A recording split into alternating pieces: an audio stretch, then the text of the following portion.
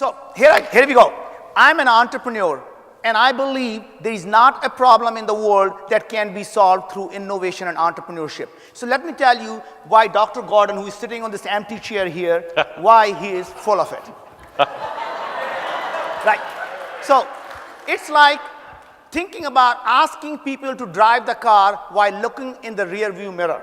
Here is an economist and a statistician who believes if you torture the numbers enough, they will tell you what you want them to tell you, right? So he tortured those numbers and they told him what he wanted to hear, right? But let me tell you what the facts are now.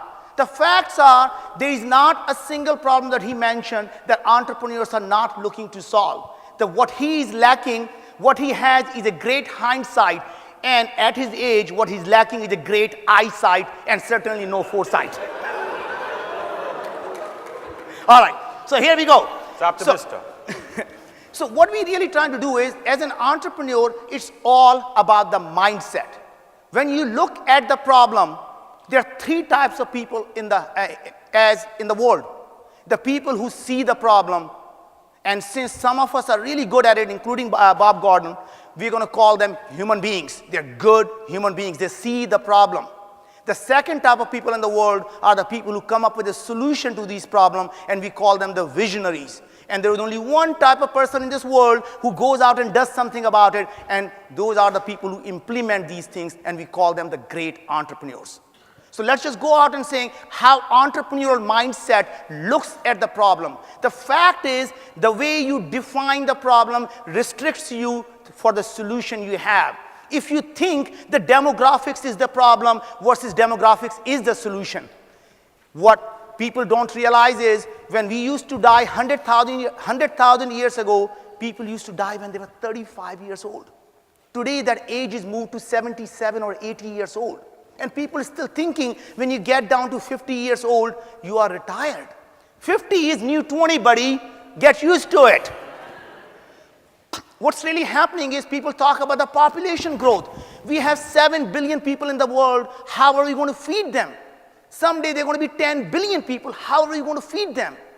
What they don't realize is, you heard the expression, 2 minds are better than 1. Imagine 10 billion minds. What is changing? What's changing is, in the olden days, the only people whose voices were heard were people who were rich. People only ideas were heard, people who had access to the media. Today, every single person in the developing countries or even the countries that are undeveloped have access to internet. For the first time in the world, their voices, they're not just the consumption, not just the consumers, they are the producer of ideas. Imagine the billions of people whose ideas were never heard. Those ideas are being looked into. Those ideas are being shared. Imagine if 10 billion people put their mind to it. It's not just the demographics or the education problem. Imagine if you can develop an education system that's more effective than a private tutor and is more addictive than a video game. Imagine if you can change the education system that's based on the neuroscience principles of how we learn. What if we are able to teach the children in a way that they learn? Imagine, why is it a child who can solve some of the most complex problem in a video game struggles to do the basic math? It is not the children are dumb. It's not that our education system is broken. The fact is we think it's broken, and that's why we're trying to fix it. What if I told you that our education system is not broken? It is simply obsolete. And when something is not broken, you can't fix it. It is obsolete. We need to replace it. And how do we replace it? We can't take an old Nokia phone and somebody tells you, but sir, your phone is broken. Well, it's doing exactly what it was designed to do. It's making the phone calls. It's no iPhone.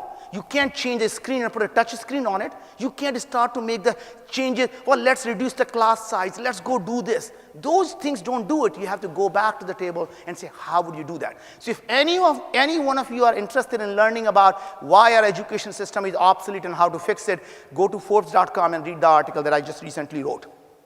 Right? I can go on talk about, he mentioned manufacturing. He did say that manufacturing is not the problem. Actually, manufacturing, more than not being a problem, it is the solution. And it's, people just look at the 3D printing as just another technology. What they don't realize is there is a fundamental shift here that's happening. The cost of complexity is coming down to zero. We were told keep the thing simple because simple meant it's less cost. What if I told you it doesn't matter how simple or how complex it is, the cost of manufacturing is identical, because as opposed to doing the subtractive manufacturing, you're doing additive manufacturing. So it doesn't really matter how complex thing is. So when the cost of manufacturing is coming down to zero, cost of communication is coming down to zero, cost of computing is coming down to zero, imagine the world we are living in. When people talk about, well, we have this genetic sequencing is just the beginning of the problem. Because human beings, as who are we? We are not our DNA, we are not our genetics. In fact, 90% of the genes in our body are not ours. These are the microbacteria that live in our body. So in fact, we are nothing but the parasites that live inside our body. Right? Because that's who we are. It's not our genetics. So what if we are able to sequence the genome, the epigenome, the proteome, and microbiome? It's no longer a drug problem. It simply becomes a big data problem. It is the competitors are going to be in the people like Googles of the world, people who are going to go out and analyze the data. And it's simply a big data problem. And don't ever confuse what the drug companies do. They confuse between the correlation and the causation. Just because same type of thing happens in the education system, people think just because some poor people don't have good education, somehow the poverty is a cause of lack of education. That is not true. Let me tell you about, I grew up in India. We were so poor, we had no food to eat. We moved from village to village, and most of my education was done where there was no tables or chairs. We sat on the floor, we wrote on the floor. My sister went on to do a PhD and postdoctorate in applied mathematics.